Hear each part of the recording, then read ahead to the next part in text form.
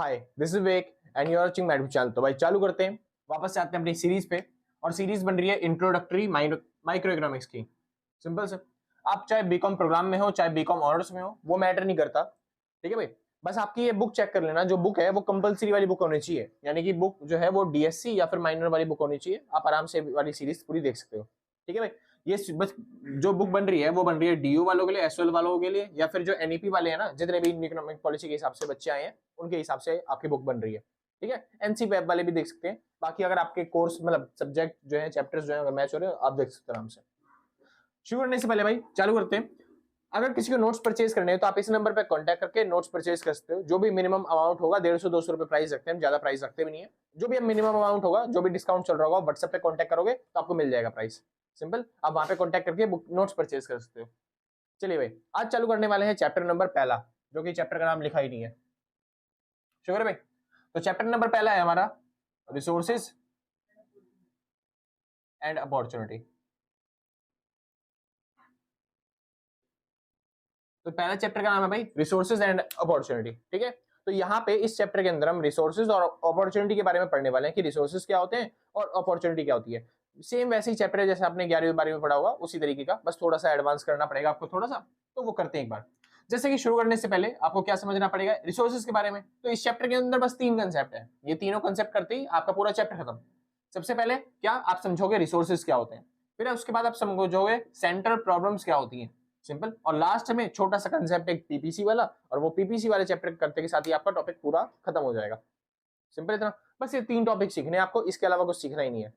आसान था ना। चलिए तो चालू करते हैं। सबसे पहले बात आती है रिसोर्सेज क्या होते हैं। What are resources? रिसोर्सेज है क्या चीज है। सिंपल, अब रिसोर्सेज क्या होते हैं। आपने आसपास कोई भी चीज देखी है, जैसे मेरे आसपास ये मार्कर दिख रहा है, जैसे ये बोर्ड दिख रहा है, ये कपड़े दिख रहे हैं मेरे को, तो जो भी चीज मेरे आसपास है, जैसे मेरे को फोन दिख गया, कोई भी चीज, जो भी चीज मेरे आसपास है वो हमारी होती है सराउंडिंग। और सराउंडिंग में कुछ चीजें ऐसी होती हैं जो हमको सेटिस्फेक्शन देती हैं, जिनसे हम खुश होते हैं, जिसको हम यूज करते हैं अपने इस्तेमाल के लिए, वो सब हमारे लिए रिसोर्सेज होते हैं। सिंपल, और जिन चीजों को हम अपने इस्तेमाल के लिए यूज नहीं करते, जिनसे हमको सेटिस्फेक्शन नहीं मिलता, वो हमारे लिए रिसोर्सेज नहीं होता। यानी सीधी बात अगर मैं आपको समझाना चाहूं तो पहले शब्दों में, छोटे शब्दों में, कि व्हाट आर रिसोर्सेज, तो पहला क्वेश्चन क्या आता है, यही सिंपल, व्हाट आर रिसोर्सेज। तो रिसोर्सेज क्या चीज होती है ये समझाना पड़ेगा आपको। तो आप सीधी सी बात लिखोगे आंसर में। क्या आंसर है? रिसोर्सेज क्या होते हैं? दोज गुड्स एंड सर्विसेज, ऐसे गुड्स या फिर सर्विसेज जिससे क्या मिलता है आपको, satisfaction. Those goods and services वो प्रोवाइड्स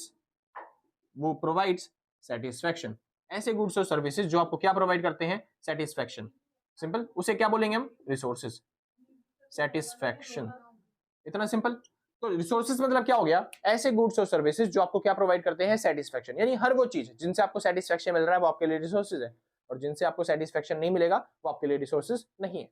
फॉर एग्जाम्पल, आप केक खाते हो सर, केक से आपको सेटिस्फेक्शन मिलता है तो केक आपके लिए रिसोर्सेज है। खाना खाते हो, उससे सेटिस्फेक्शन मिलता है तो वो आपके लिए रिसोर्सेज है। गोबर खाते हो, सॉरी, अगर खाते हो तो उससे सेटिस्फेक्शन मिलेगा, सॉरी नहीं मिलेगा आपको। ठीक है, तो गोबर खाने से सेटिस्फेक्शन नहीं मिलता, इसलिए गोबर मतलब गोबर हमारे लिए रिसोर्सेज बनेगा फिर नहीं, तो गोबर हमारे लिए रिसोर्सेज नहीं है।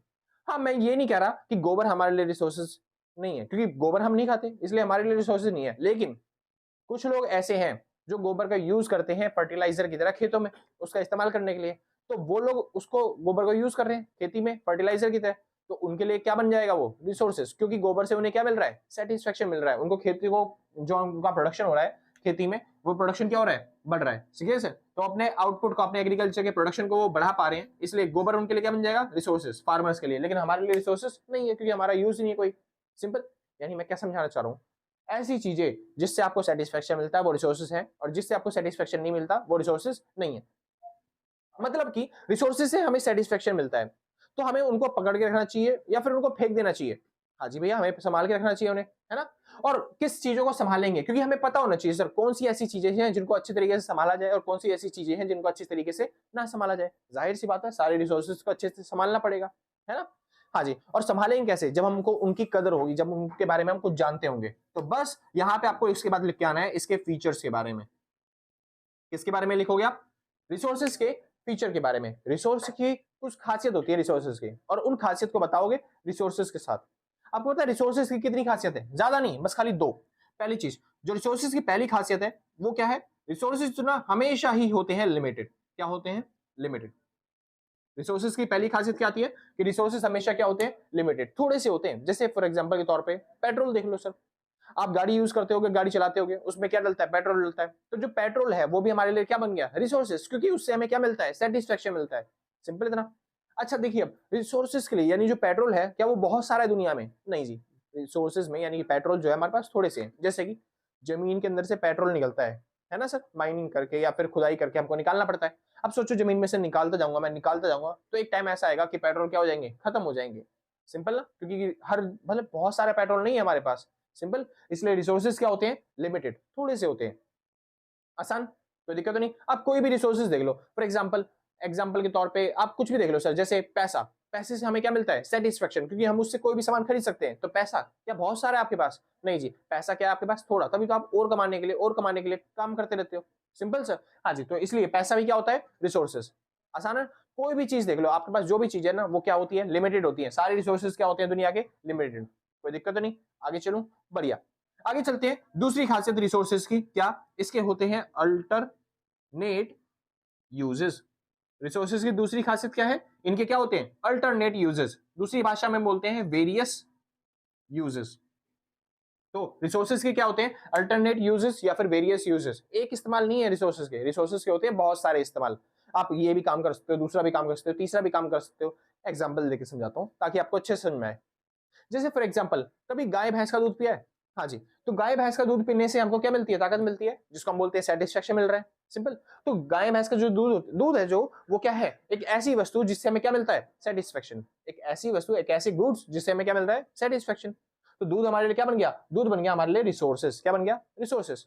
और मैंने बताया था रिसोर्सेज की खासियत क्या होती है कि वो क्या होते हैं, लिमिटेड। तो क्या दूध अनलिमिटेड है, दूध तो थोड़े से ही होते हैं भाई, लिमिटेड क्वांटिटी में। जैसे फॉर एग्जांपल गाय है जो दूध देती है, सिंपल, तो वो एक बाल्टी दूध देगी ज्यादा से ज्यादा। सिंपल, कोई अगर तगड़ी गाय हो गई तो वो एक बाल्टी से 1.5 बाल्टी दूध दे देगी। सिंपल, ऐसे ही होता है ना। यानी कि अगर मान लो मेरा मन किया कि मैं आज भंडारा करवाऊं, और मेरी जो एक बाल्टी मतलब जो गाय है जो एक बाल्टी दूध देती है, उस गाय से मैं सोच रहा हूँ एक बार में सारा दूध निकाल लेते हैं, तो मैंने गर्दन न्यू पड़ के और सारा दूध ऐसे निकाल लिया, क्या मिल जाएगा मेरे को 50-100 किलो दूध, नहीं।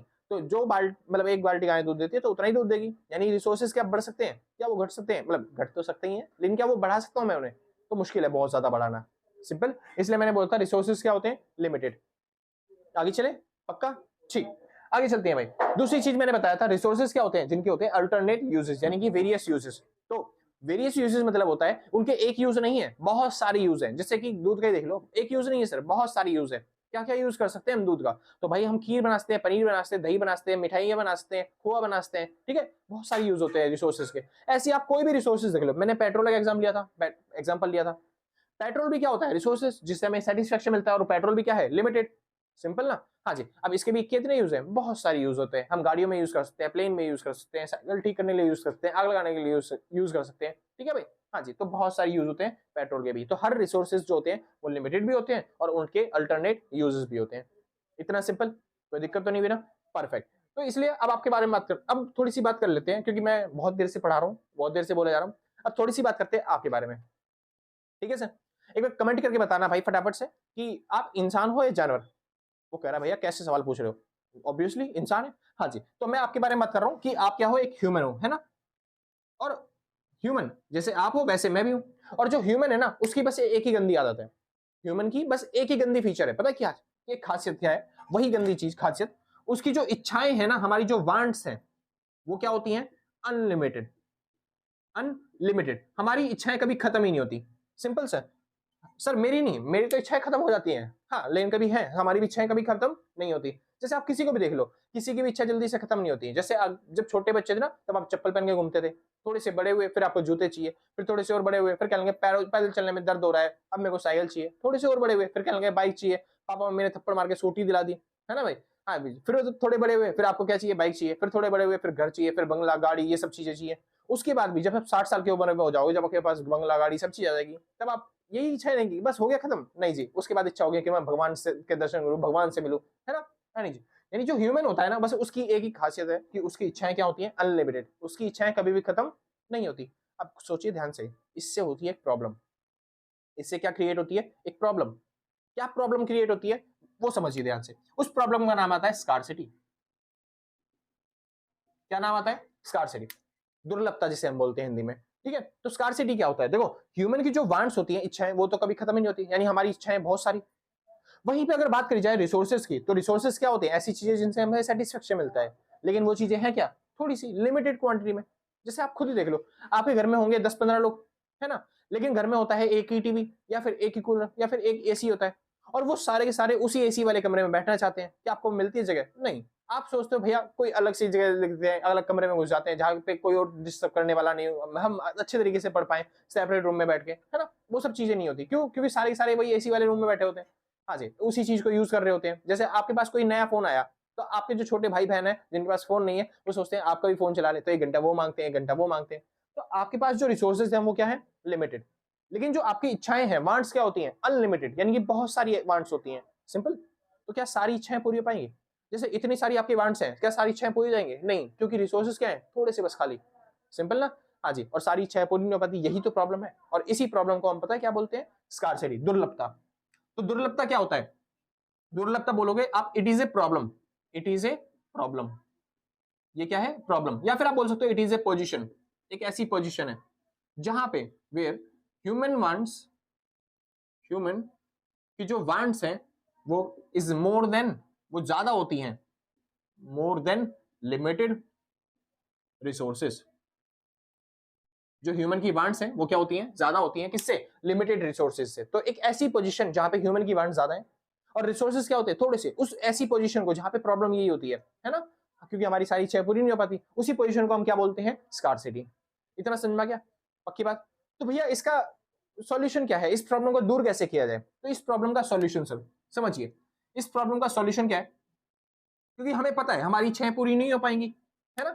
जैसे फॉर एग्जांपल के तौर पे आप खुद ही देख लो सर, आपको पता होगा, आपने मान लो कोई चीज नहीं खरीदी, एक गाड़ी खरीदी नहीं, तो आपके जो दोस्त हैं वो बोलेंगे चलो भाई ट्रिप पे चलते हैं, है ना। तो एक दोस्त होगा लद्दाख जाने के लिए बोलेगा, एक दोस्त होगा जो चलते हैं कि सिक्किम विक्किम जाने के लिए बोलेगा, असम साइड जाने पे बोलेगा, एक बोलेगा गुजरात में चलते हैं, एक बोलेगा गोवा में चलते हैं, एक कहते हैं फॉरेन ट्रिप करते हैं, विदेशों की ट्रिप करते हैं। ऐसा होता है। क्या गाड़ी जो है आपकी एक बार में ही हर जगह पे जा पाती है, नहीं जा पाएगी। और अगर 1-2 बार ट्रिप कर ली 1-2 जगह, तो गाड़ी खराब हो जाएगी, दूसरी जगह पे बड़ी ट्रिप पे नहीं जा पाएगी, सिंपल ना। क्योंकि आपके पास जो गाड़ी है वो एक ही है, बार बार बहुत सारी गाड़ियां थोड़ी ना आपके पास, तो आपके पास रिसोर्सेज क्या है, लिमिटेड। और उसके जो यूजेस है, लेकिन वो क्या होते हैं, मतलब ह्यूमन की जो वांट्स होती हैं वो क्या होती हैं, ह्यूमन की वांट्स बहुत सारी होती हैं, तो सारे रिसोर्सेज, जो रिसोर्सेज हैं वो सारी इच्छाओं को पूरा नहीं कर पाएंगे, इसलिए वो प्रॉब्लम क्या बन जाती है, स्कार्सिटी। हमारे पास गाड़ी क्या है, लिमिटेड है, स्केयर है, थोड़ी सी है, बहुत कम है, ठीक है। इस प्रॉब्लम का यूज कैसे करा जाए, मतलब इस प्रॉब्लम को सॉल्व कैसे किया जाए, इस प्रॉब्लम को सॉल्व करने का बस एक ही तरीका है, क्या तरीका है, optimum, optimum utilization, optimum utilization of resources. यानी हमें अपने रिसोर्सेस का, हमें अपने रिसोर्सेज का क्या करना पड़ेगा, ऑप्टिमम यूटिलाइजेशन, यानी हमें सबसे बेस्ट तरीके से अपने रिसोर्सेज को यूज करना पड़ेगा, सिंपल सर। यानी कि जो भी, अगर मान लो आपको 10 जगह पे जाना है ट्रिप पे, तो आप ये डिसाइड करोगे इन सभी ट्रिपों में से सबसे ज्यादा ट्रिप पे सबसे ज्यादा मजा कहाँ पे आने वाला है, और जिस जगह पे आपको लगेगा सबसे बेस्ट यूटिलाइजेशन होने वाला है मेरी गाड़ी का, उसी जगह पे उसको यूज करोगे, सिंपल। जैसे मैं फोन से काम कर रहा हूँ, अब फोन से बहुत सारे काम होते हैं सर, आप यूट्यूब की वीडियो देख सकते हो, आप शॉर्ट्स देख सकते हो, या फिर आप रील्स चला सकते हो, आप कोई काम कर सकते हो, फोन डेवलपमेंट करना सीख सकते हो, समझ में, हाँ जी, पढ़ाई लिखाई कर सकते हो, और यूट्यूब पे वीडियो बना सकते हो भाई, डाल के पढ़ाने वाली, है ना भाई, जैसे मैं बना रहा हूँ। तो इस तरीके से फोन की बहुत सारी यूटिलाइजेशन है, पैसे कमा सकते हो, ट्रेडिंग कर सकते हो, है ना भाई। उसको प्रमोट नहीं करता सर मैं, ठीक है। हाँ जी, आप ये सब काम कर सकते हो यूट्यूब, मतलब फोन के बहुत सारे यूज है, लेकिन आपको ये सोचना पड़ेगा इन सारे यूजों में से, क्योंकि फोन लिमिटेड है, एक ही बार है, और वो खराब हो जाएगा अगर ज्यादा काम करोगे तो, है ना भाई, चल नहीं पाएगा, हर काम नहीं कर पाएगा। तो इसलिए आपको क्या करना पड़ेगा उस फोन से, ऑप्टिमम यूटिलाइजेशन, यानी कि सबसे बढ़िया यूटिलाइजेशन करना पड़ेगा, सबसे बढ़िया तरीके से मैं क्या यूज कर सकता हूँ। अब जैसे कोई बच्चा है जो गवर्नमेंट जॉब की प्रिपरेशन कर रहा है, या फिर जो कोई बच्चा है जो अपने क्या बोलते हैं कॉलेज की प्रिपरेशन कर रहा है, तो वो उसकी क्लासेस देखना चालू करेगा, तो फोन का ऑप्टिमम यूटिलाइजेशन वो कर रहा है, किसके लिए, अपनी पढ़ाई के लिए, सिंपल, अपने दिमाग को बढ़ाने के लिए। कोई बच्चा ऐसा है जो गेमिंग में अच्छा है, तो फिर वो फोन का मैक्सिमम यूटिलाइजेशन कर रहा है, किस लिए, वो गेम खेलने के लिए, अपनी स्किल्स को बढ़ाने के लिए, सिंपल सर। तो इसी तरीके से आपको भी क्या करना पड़ेगा, optimum utilization of resources, simple. और इसी को बोलते हैं first principle of economics, simple sir. आपको क्या करना पड़ेगा, ऑप्टिमम यूटिलाइजेशन ऑफ रिसोर्सेज करना पड़ेगा, और इसी को हम क्या बोलते हैं, first principle of economics, simple. और ऑप्टिमम यूटिलाइजेशन जब आप करोगे ना किसी भी रिसोर्सेज का, तब आप पता है कहां पे पहुंचोगे, आप पहुंचोगे इक्विलिब्रियम में, आप कहां पे पहुंचोगे, इक्विलिब्रियम में पहुंचोगे। और हाँ, तो आप पहुंचोगे इक्विलिब्रियम में। और इक्विलिब्रियम क्या होती है? एक ऐसी पोजीशन होती है जहां पे हमको पूरा परफेक्ट तरीके से सेटिस्फेक्शन मिल रहा होता है, ना तो हम प्रॉफिट में होते ना ही हम लॉस में होते। ये एक ऐसी पोजीशन जहां पे हम लंबे समय तक सस्टेन रहना चाहते हैं, फिक्स रहना चाहते हैं। सिंपल। हाँ जी, हम कहां पे रहना चाहते हैं? इक्विलिब्रियम में। और इसी को बोलते हैं हम second principal of economics. Simple. Equilibrium क्या होती है? एक ऐसी पोजीशन जहां पे हम लंबे समय तक सस्टेन रहना चाहते हैं, ना हम उसको खोना चाहते, ना हम कोई एक अलग चीज, कोई नई चीज को पाना चाहते। तो इसी प्रिंसिपल को, इसी टॉपिक को बोलते हैं हम क्या? Second principal of economics. इतना सिंपल था, कोई दिक्कत तो नहीं। हाँ जी, तो मैंने आपको समझा दिया कि रिसोर्सेज क्या होते हैं, कोई दिक्कत नहीं। और रिसोर्सेज की खासियत क्या है, यहाँ पे प्रॉब्लम्स क्या होती हैं, और इनको हम किस तरीके से सॉल्व कर सकते हैं। तो रिसोर्सेज की प्रॉब्लम को कैसे सॉल्व करेंगे? ऑप्टिमम यूटिलाइजेशन ऑफ रिसोर्सेज करके, अपने रिसोर्सेज का अच्छे तरीके से, बेस्ट तरीके से यूज करके। समझ में? थोड़ा सा भी रिसोर्सेज आपका वेस्ट नहीं जानी चाहिए, जहां पे फोन को बेस्ट तरीके से यूटिलाइजेशन कर सकते हैं। जो भी आपके पास अल्टरनेटिव है उनमें से आपको बेस्ट तरीके से यूटिलाइजेशन करना है। सिंपल से, कोई दिक्कत तो नहीं ना? आसान था इतना? बढ़िया। तो 2 मिनट के बाद अगली स्लाइड लगाता हूं भाई, ताकि आप नोट कर पाओ। ठीक है, और अगला करते हैं सेंट्रल प्रॉब्लम्स के बारे में, समझते हैं कि सेंट्रल प्रॉब्लम्स क्या होते हैं। ठीक है, तो जिसको नोट करना है फटाफट से नोट करिए, फिर आगे चलते हैं। तो अब टॉपिक आता है हमारा कौन सा? Central problems of an economy. अब सेंट्रल प्रॉब्लम्स के बारे में समझना है हमें, और सेंट्रल प्रॉब्लम्स को समझने से पहले एक छोटा सा वर्ड है, उसके बारे में थोड़ा सा समझते हैं, फिर आगे चलते हैं। वो छोटा सा वर्ड क्या है सर? उसको बोलते हैं हम economic agent. Economic agent.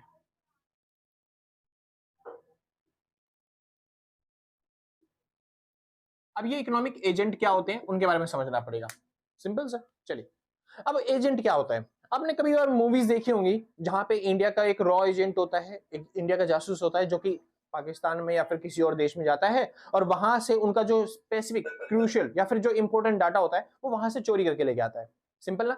Same इस तरीके से इकोनॉमी में भी ना कुछ एजेंट होते हैं। एजेंट मतलब क्या? वो इंसान जो इकोनॉमी में रहते तो हैं, हाँ, और इकोनॉमी के ही लोगों से डाटा कलेक्ट करने का काम करते हैं। इकोनॉमिक एजेंट क्या होते हैं? वो लोग जो डाटा कलेक्ट करने का काम करते हैं, उसको बोलते हैं हम क्या? Economic agent. सिंपल। अब इकोनॉमिक एजेंट ना बेसिकली 2 तरह के होते हैं। पहले होते हैं इंडिविजुअल एजेंट। Individual agent.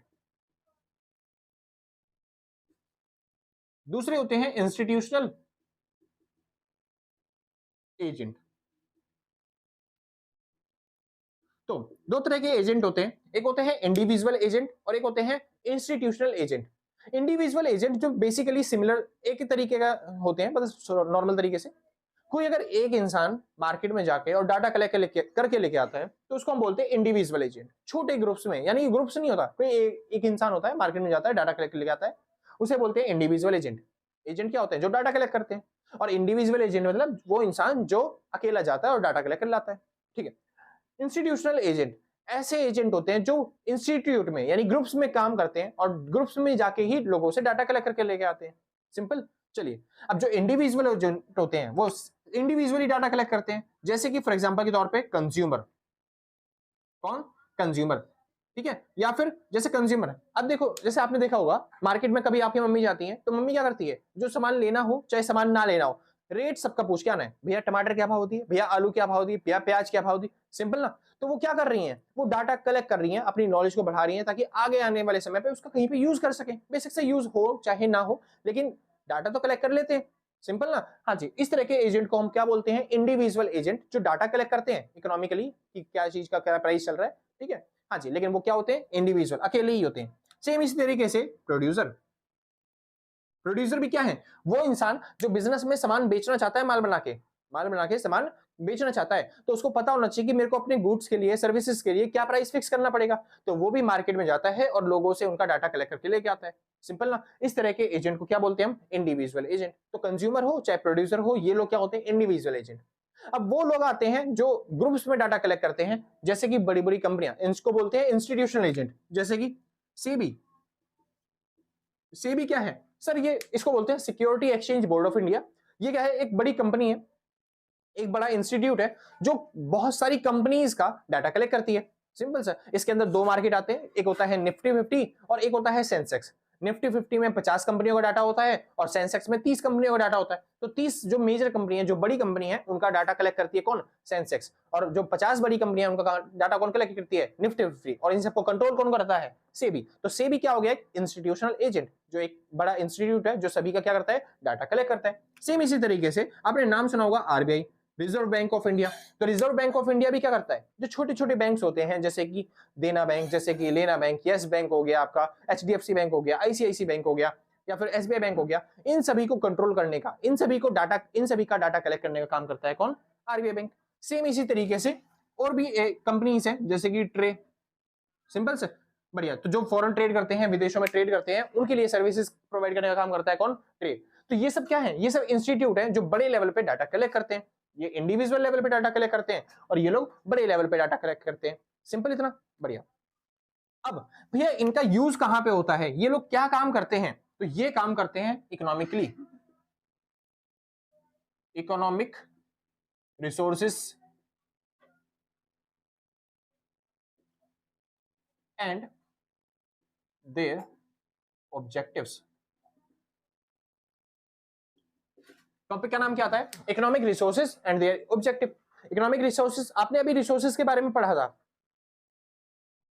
आपने अभी रिसोर्सेज के बारे में पढ़ा था। रिसोर्सेज क्या होते हैं? ऐसे गुड्स और सर्विसेज जिससे हमको क्या मिलता है? सेटिस्फेक्शन। इतना सिंपल।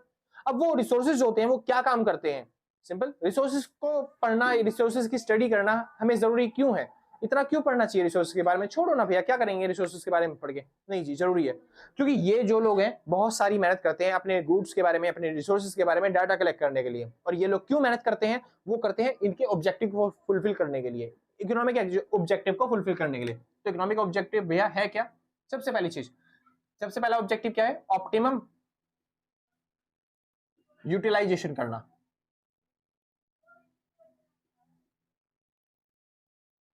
ऑप्टिमम यूटिलाइजेशन करना। हाँ जी, हमें क्या करना है? ऑप्टिमम यूटिलाइजेशन करना है। इसको हम बोलते हैं इष्टतम प्रयोग, या फिर हम बोलते हैं बेस्ट यूज करना अपने जितने भी रिसोर्सेज है उनका।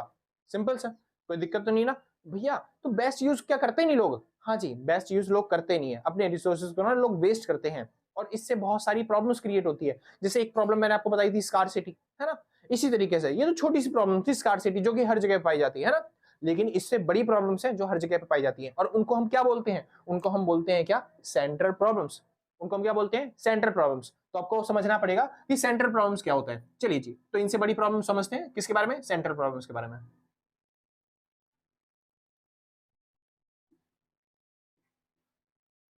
तो central problems of an economy,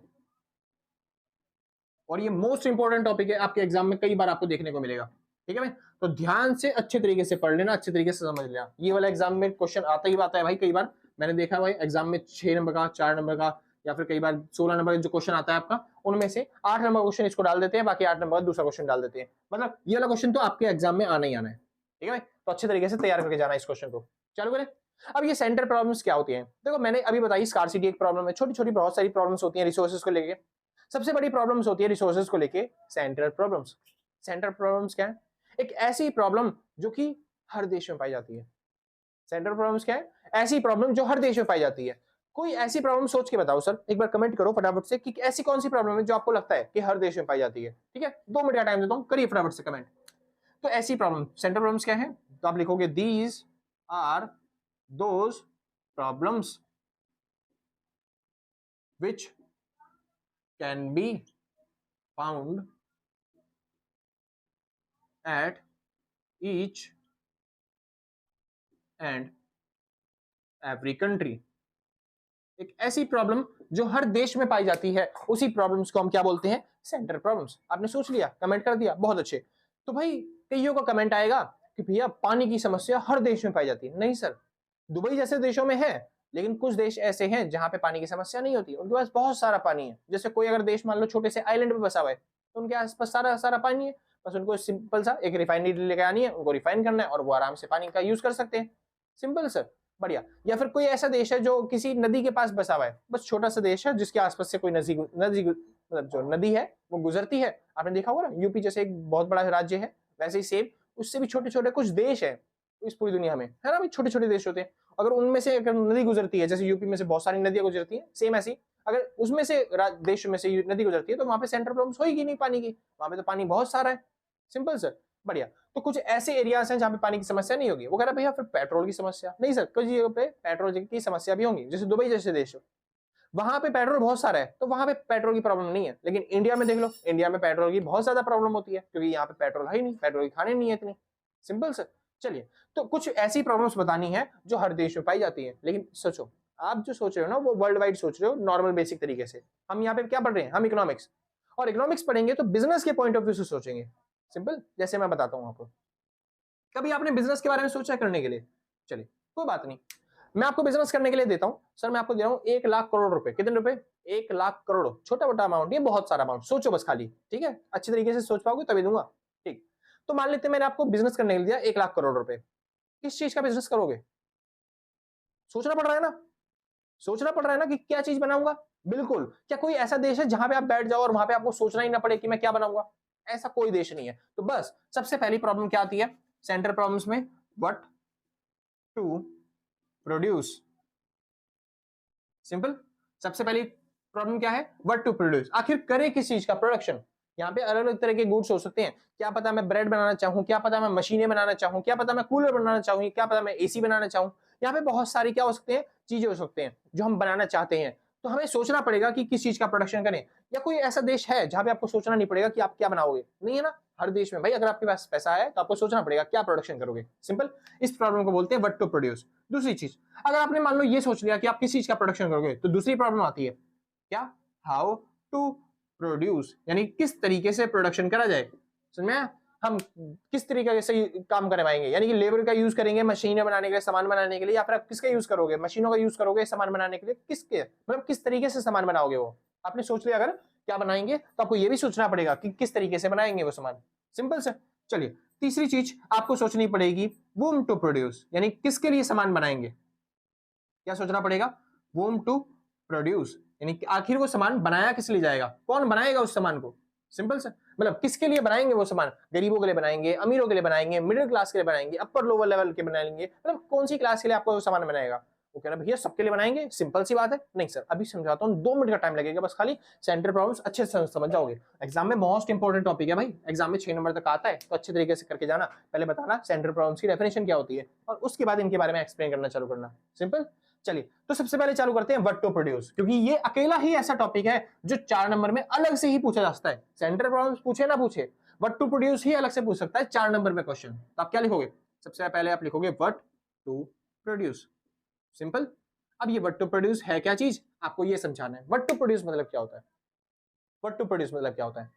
what to produce मतलब होता है एक ऐसी प्रॉब्लम जहां पे आपको सोचना पड़े, जहां पे आपको चूज करना पड़े कि आप क्या बनाओगे।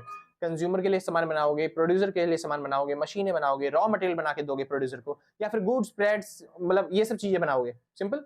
तो व्हाट टू प्रोड्यूस क्या है? आप बोलोगे it is a problem of choice. It is a problem of choice. Simple. ये क्या है? प्रॉब्लम ऑफ चॉइस, जिसमें in which we have to choose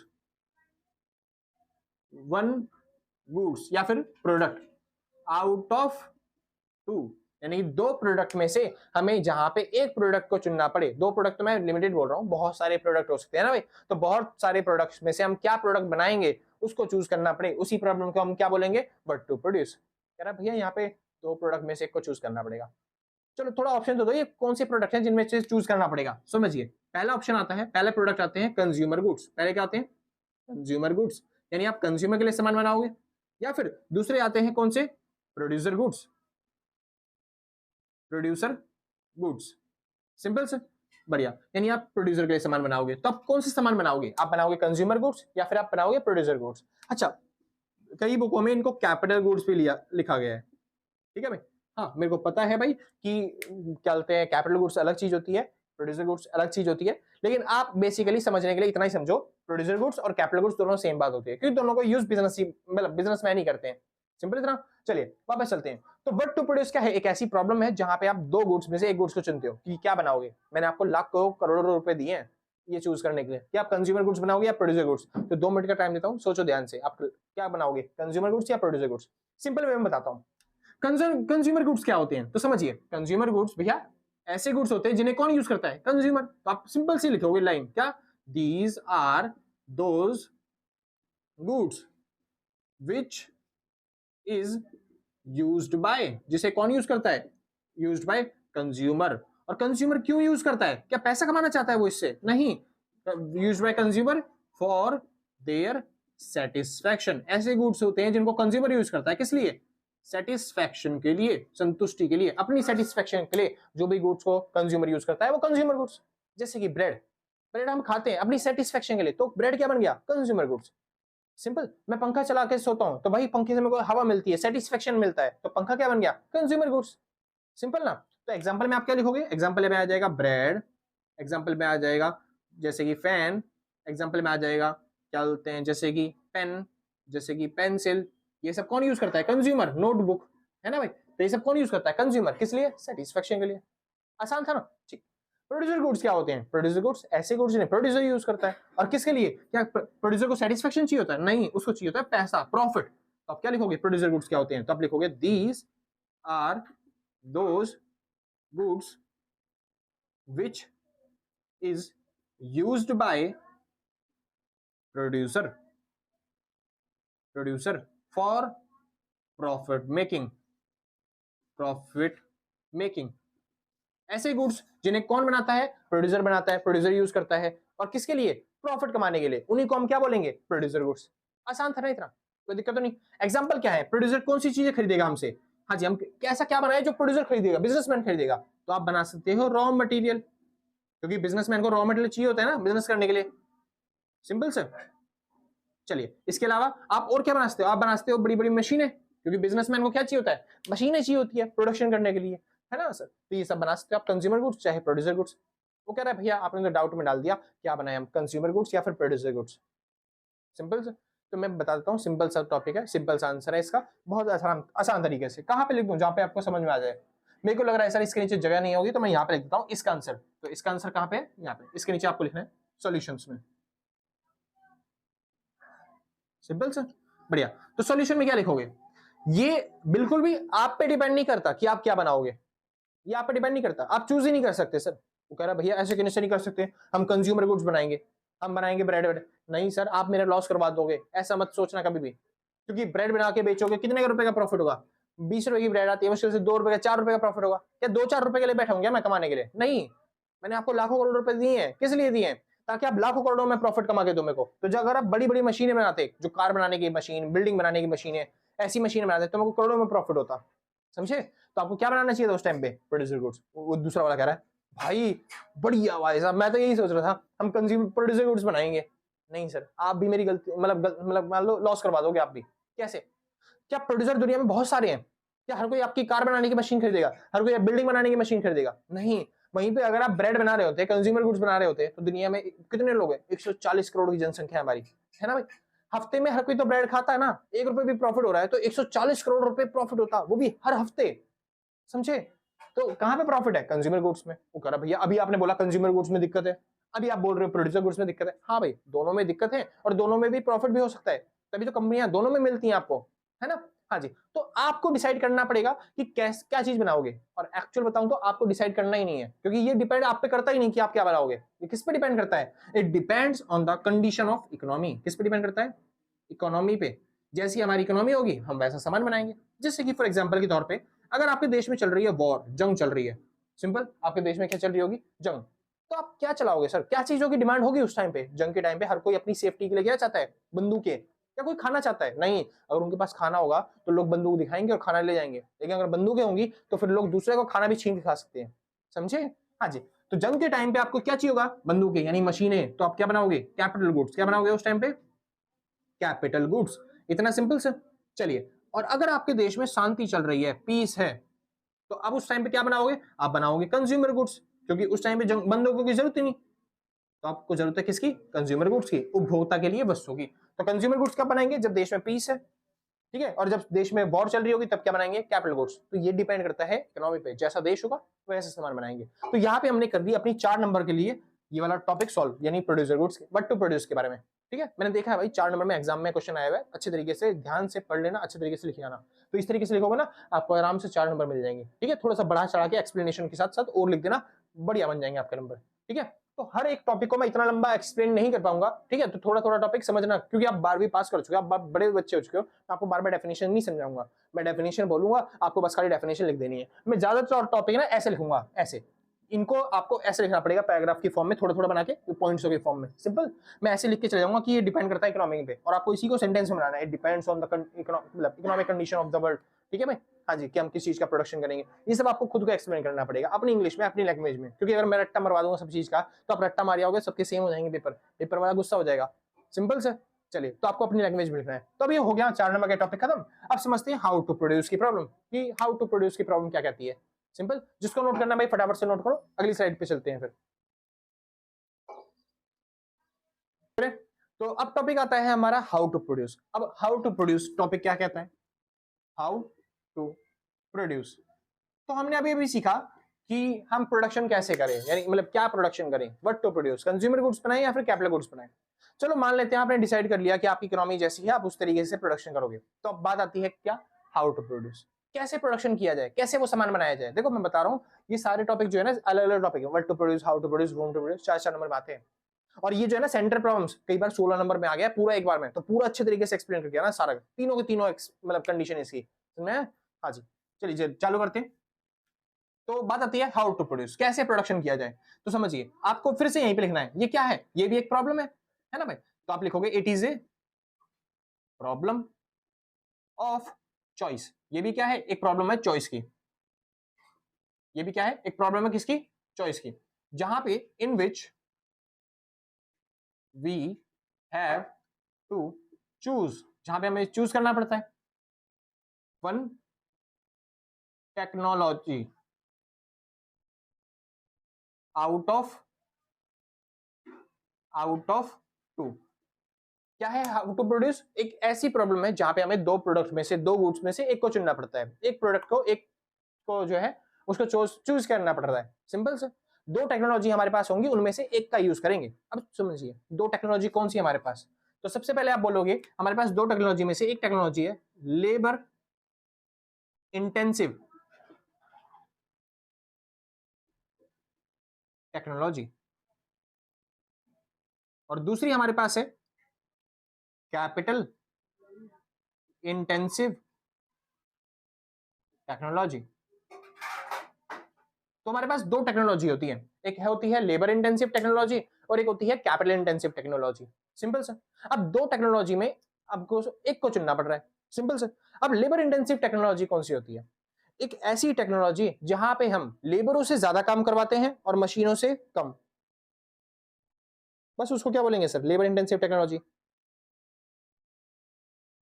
और एक ऐसी टेक्नोलॉजी जहां पे हम काम करवाते हैं कैपिटल का ज्यादा यूज करते हैं। कैपिटल मतलब क्या होता है, पैसे। तो जहां पे हम पैसों का ज्यादा यूज करें और लेबरों से कम काम करवाएं, मशीनों का ज्यादा यूज करें और कम कम काम करवाएं किससे, लेबरों से, उसको क्या बोलेंगे हम, कैपिटल इंटेंसिव टेक्नोलॉजी। तो सीधी बात, जहां पे लेबर ज्यादा यूज किए जा रहे हैं और मशीनों का कम यूज किया जा रहा है, वो टेक्नोलॉजी कौन सी है, लेबर इंटेंसिव। और जहां पे लेबरों से कम काम करवा रहे हैं और मशीनों से ज्यादा, उसे क्या बोलेंगे हम, कैपिटल इंटेंसिव। अब आप खुद सोचो सर, अगर आपको काम करवाना है तो आप किससे काम करवाना चाहोगे, लेबरों से या फिर मशीनों से। वो कह रहा भैया हम तो लेबरों से काम करवाएंगे। नहीं सर, लेबर आलसी होती है मेरी तरह, है ना, तो वो काम डिले कर देंगे, आपका बिजनेस प्रपोजल कैंसिल हो जाएगा, आपका बिजनेस में कॉन्ट्रैक्ट छूट जाएगा, सारा लॉस हो जाएगा। कह रहा फिर मशीनों से काम करवा लेंगे। नहीं सर, 500 रुपए का सामान बनाने के लिए 5 करोड़ रुपए की क्या मशीन खरीद के लेके आओगे, नहीं ना। जब बड़े मशीन हो जाए, जब बड़ा ऑर्डर आए तब मशीनों का यूज करना ना। 500 रुपए का तो लेबर बना देता, तो लेबर कैसे काम करवाना चाहिए था। कह रहा किससे बनाए, फिर सुनिए बता रहा हूं, कंक्लूजन आंसर सॉल्यूशन कंक्लूजन।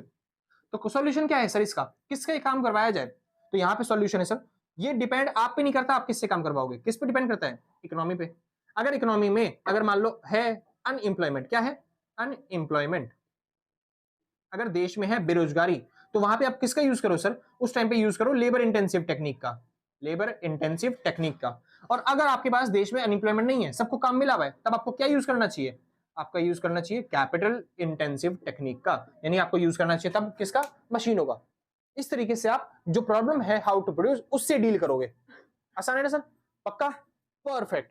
आगे चलते हैं, लास्ट टॉपिक आता है वूम टू प्रोड्यूस। कौन सा टॉपिक आता है? वूम टू प्रोड्यूस।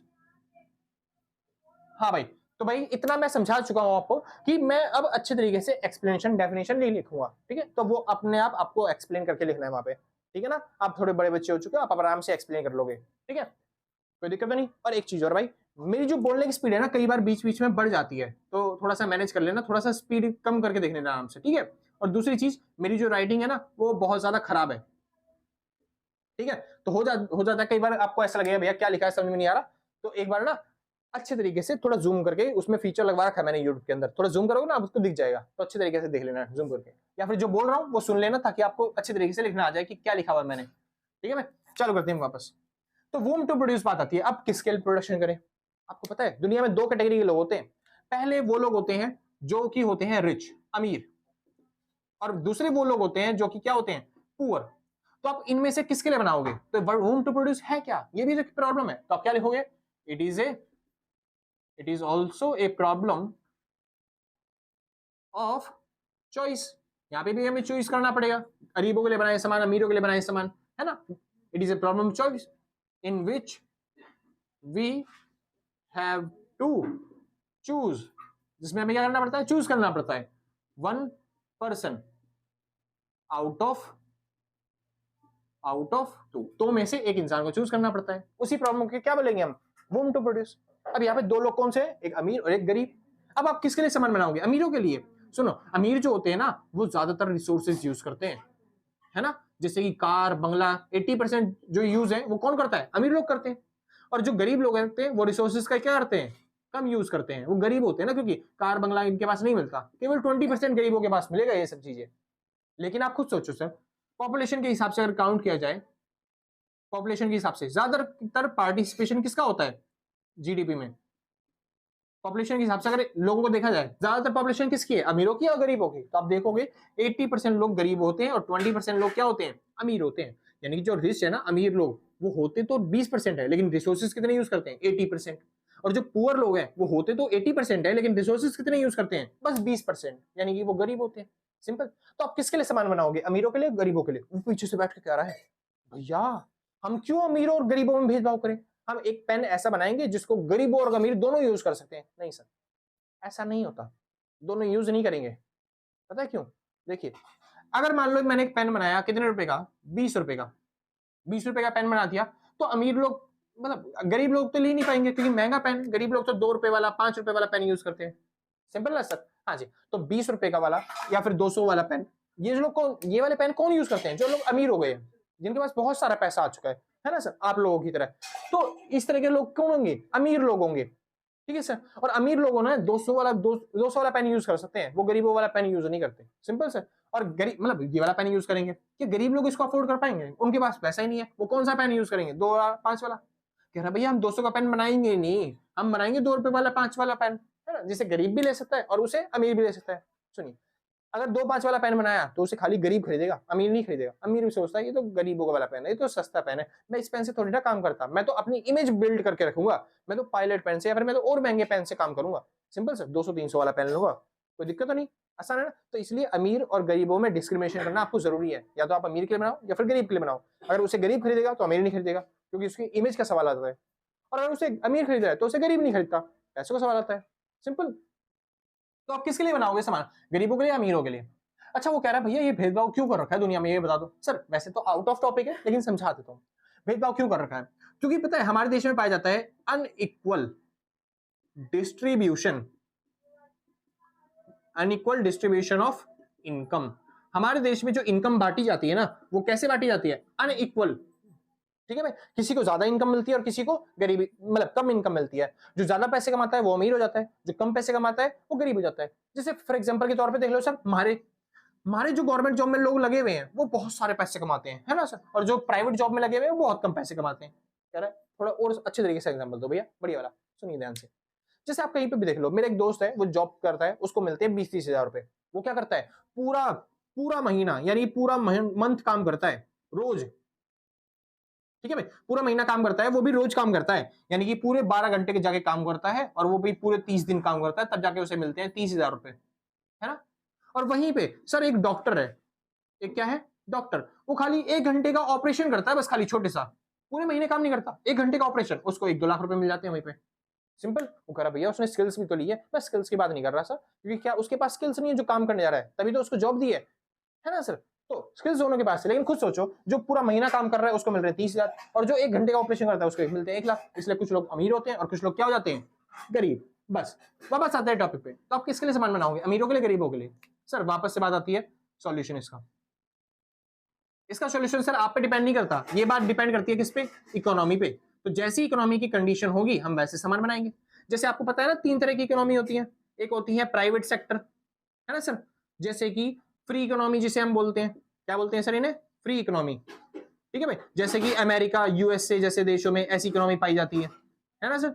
चलिए, ये फ्री इकोनॉमी होती है, यहां पे हमारा मोटिव होता है क्या कमाना, प्रॉफिट कमाना। तो जिसको भी बेचने से मेरे को प्रॉफिट होगा मैं उसको सामान बेचूंगा। दूसरी इकोनॉमी होती है सर सोशलिस्ट इकोनॉमी, SOCIALLIST। ठीक है भाई, इस तरह की इकोनॉमी होती है सोशलिस्ट इकोनॉमी। और ऐसी इकोनॉमी कौन सी होती है जहां पे सारा कंट्रोल कौन करती है, गवर्नमेंट, जैसे कि चाइना, जैसे कि रशिया, जैसे कि नॉर्थ कोरिया जैसी इकोनॉमी, है ना। यहाँ पे सारा काम किसके लिए होता है, सोशल वेलफेयर के लिए। तो जिसको सामान बेचने से हमको सोशल वेलफेयर मिलेगा हम उसके लिए सामान बेचेंगे। तीसरी तरह की इकोनॉमी होती है मिक्स्ड इकोनॉमी, जैसे कि इंडिया, पाकिस्तान, श्रीलंका, भूटान, नेपाल, ऐसे देशों की इकोनॉमी मिक्स्ड इकोनॉमी है, जहां पे गवर्नमेंट और प्राइवेट दोनों लोग मिलकर काम करते हैं, गवर्नमेंट भी काम कर रही है और प्राइवेट सेक्टर के लोग भी। और यहाँ पे आप दोनों मोटिव देखोगे, प्रॉफिट कमाना भी और साथ साथ सोशल वेलफेयर भी। सिंपल, जिसको बेचने से, सामान को बेचने से प्रॉफिट और सोशल वेलफेयर दोनों बढ़ेगा, वो सामान बेचा जाएगा। सिंपल। चलिए, यहां पे खत्म हो गया आपका सेंट्रल प्रॉब्लम्स ऑफ इकोनॉमी, यानी कि दूसरा वाला टॉपिक।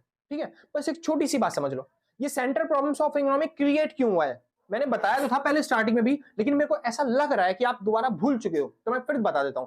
ये सेंट्रल प्रॉब्लम्स ऑफ इकोनॉमी जो, ये जो प्रॉब्लम है, ये क्रिएट क्यों हुई है, ये 3 कारणों की वजह से। तो पहली कारण, क्योंकि जो हमारे पास रिसोर्सेज होते हैं, रिसोर्सेज होते हैं वो क्या होते हैं, लिमिटेड। पहला कारण क्या है, रिसोर्सेज क्या होते हैं, लिमिटेड।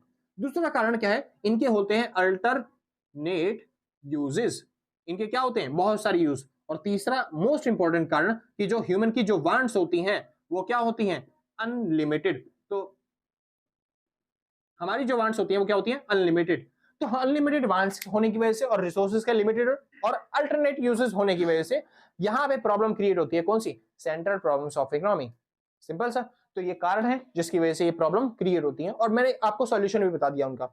एग्जाम में आपको उतना सॉल्यूशन नहीं लिख के आना, बस खाली आप कारण कारण लिख के आओगे, ठीक है, कि कारण कारण कर देना, बस बहुत है, आपका हो जाएगा। हाँ, लिखना चाहो तो जितना आप लिखना चाहो उतना आपके लिए बेस्ट है।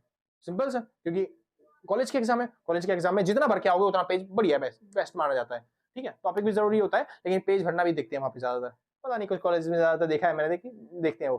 ठीक है भाई, हाँ जी, चालू करते हैं। अगला टॉपिक का नाम आता है पीपीसी। तो एक बार फिर से मिटाता हूं मैं, आप फटाफट से नोट कर लेना, फिर उसके बाद चलते हैं अपने टॉपिक पे, पीपीसी। ठीक है भाई, जिसको नोट करना है फटाफट से नोट कर लो।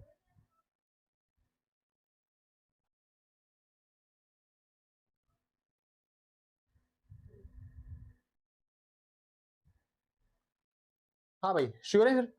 तो बात आती है अब किसकी, प्रोडक्शन पॉसिबिलिटी कर्व की। तो अब ये प्रोडक्शन पॉसिबिलिटी कर्व होता क्या है, तो आपको समझना पड़ेगा सर, इसको बोलते हैं शॉर्ट फॉर्म में पीपीसी। पीपीसी मतलब क्या होता है, वही प्रोडक्शन पॉसिबिलिटी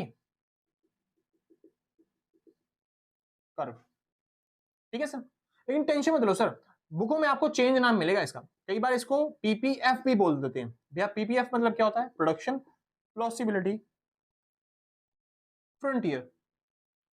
लेकिन टेंशन मत लो सर, इसका एक और नाम रख देते हैं बुकों में कई बार, टीसी।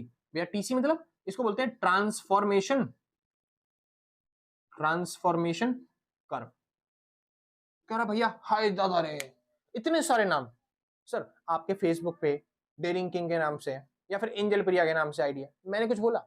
आपके इंस्टाग्राम पे चॉकलेट बॉय के नाम से आईडी है, मैंने कुछ बोला? आपके घर पे नाम कुछ और होता है, ट्यूशन पे नाम कुछ और होता है, दोस्तों में नाम कुछ और होता है, मैंने कुछ बोला? जब आपके इतने सारे नाम है, ये बेचारा अपने 3 नाम रख ले, कोई दिक्कत तो नहीं ना सर, बस खत्म बात। तो पीपीसी के कितने नाम है, 3 नाम। एक पीपीसी प्रोडक्शन पॉसिबिलिटी कर्व, दूसरा पीपीएफ प्रोडक्शन पॉसिबिलिटी फ्रंटियर, और तीसरा ट्रांसफॉर्मेशन कर्व। ट्रांसफॉर्मेशन कर्व मतलब टीसी। इतना सिंपल, कोई दिक्कत तो नहीं ना, बढ़िया। तो टॉपिक आता है पीपीसी। अब ये पीपीसी होता क्या है वो समझिए। सर सच बताऊं, ये वाला चैप्टर मेरे को भी नहीं आता, सच में यार ये वाला चैप्टर है ना बहुत मेरे को दिक्कत देता है, ये वाला चैप्टर मेरे को भी नहीं आता। ये वाला चैप्टर पहले नहीं आता था, लेकिन आपको पढ़ाने से पहले मैं सीख चुका हूँ सर। मेरे एक दोस्त ने सिखाया मेरे को ये वाला चैप्टर, पता है उसका नाम है सर रामलाल। क्या नाम है सर? रामलाल। अब जैसे ही 12वीं पास करी रामलाल ने मेरे पास आ गया, क्या लगे भाई मेरे को थोड़ी सी जॉब दे दे, कोई कोई काम दे दे, मैं काम करना चाहता हूँ आपके नीचे। मैंने बोला सर मेरे पास काम ही नहीं है कोई, मैं खुद ही काम नहीं करता था, मैं खुद बेरोजगार था। तो वो कहने लगे सर कोई काम तो दिलवा दे भाई मेरे को, तो एक जॉब दे दे, मैं अच्छी तरीके से अपने घर संभाल लूंगा। मैं बोला भाई काम तो है नहीं, एक काम कर सकता हूँ भाई, ठीक है। मैंने पापा से पूछा और मैंने बोला पापा गांव में ना हमारी जो जमीन है, जो हमारे पास जमीन पड़ी हुई है लैंड, ठीक है, और गांव में एक ट्रैक्टर भी पड़ा था हमारे पास, ठीक है भाई। तो गांव में हमारे पास क्या है, एक जमीन और एक हमारे पास पड़ा हुआ है ट्रैक्टर, ठीक है भाई। तो मैंने बोला इस गांव की जमीन का और ट्रैक्टर का तो आराम से यूज कर और गांव में बैठ के खेती बाड़ी कर और उससे पैसे कमा। कर गया है मैं 12वीं पास कर चुका हूँ, 12वीं 12th, मैं ट्रैक्टर चलाऊंगा खेती बाड़ी करूंगा नहीं। मैंने बोला फिर भाई और कोई काम नहीं है हमारे पास, कोई बात नहीं ठीक है इतना। चलो कोई दिक्कत नहीं मैं काम कर लेता हूँ।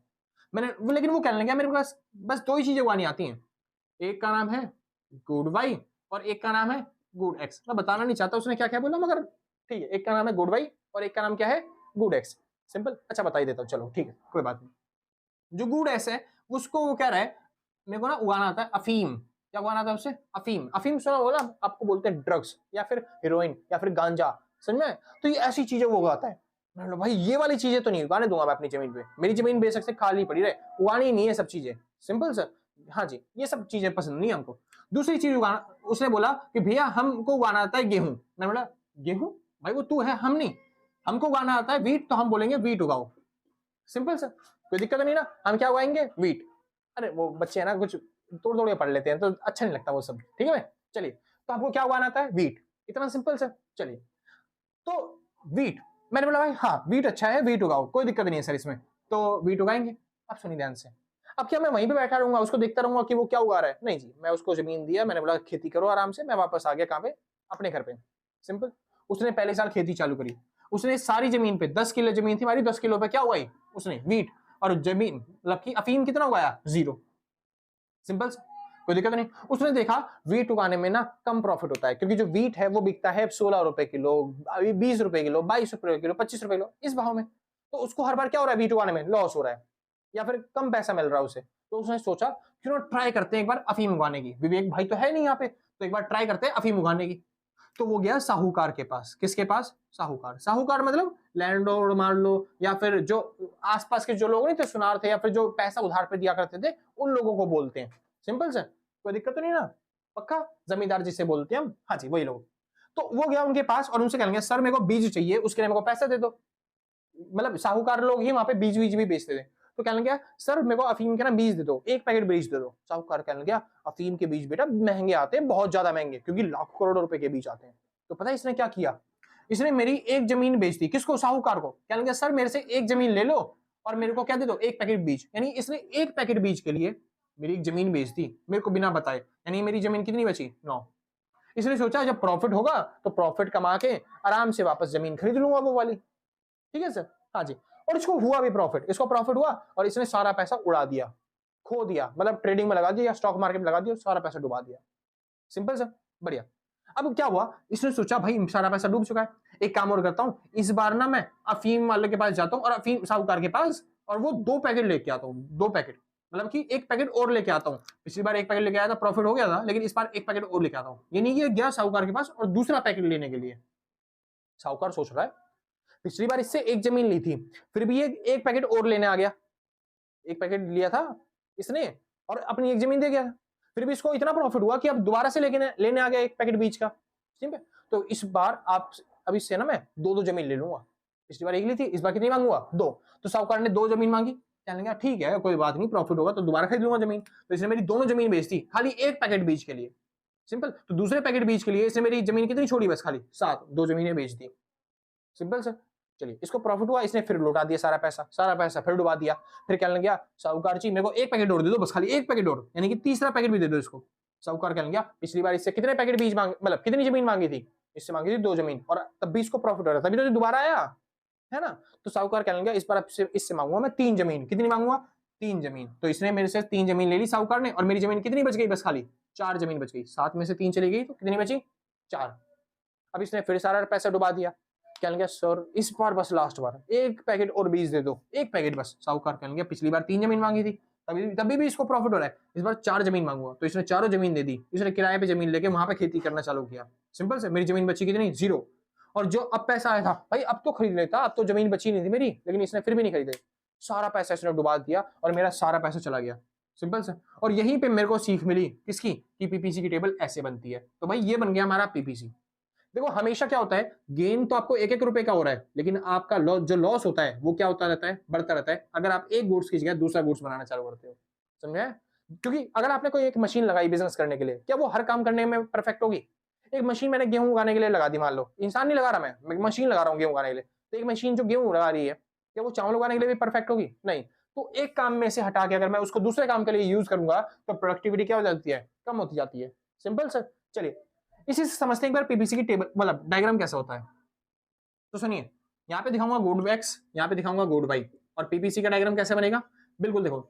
यहाँ पे मान लेते हैं 1 2 3 4, यहाँ पे मान लेते हैं 2 4 6 8 और 10। सिंपल। क्या रहा है, 0 पे 10 तो 0 ये रहा, 10 ये रहा पॉइंट बन गया, 1 पे 9 तो 1 पे 9 ये रहा पॉइंट बन गया, 2 पे 7 तो 2 पे 7 ये रहा पॉइंट बन गया, 3 पे 4 तो ये रहा 3 और ये रहा 4 ये बन गया, और 4 पे 0 तो 4 पे 0 ये रहा। आप नोटिस करोगे कि तो पीपीसी का डायग्राम कुछ ऐसा दिखाई देगा आपको, है ना।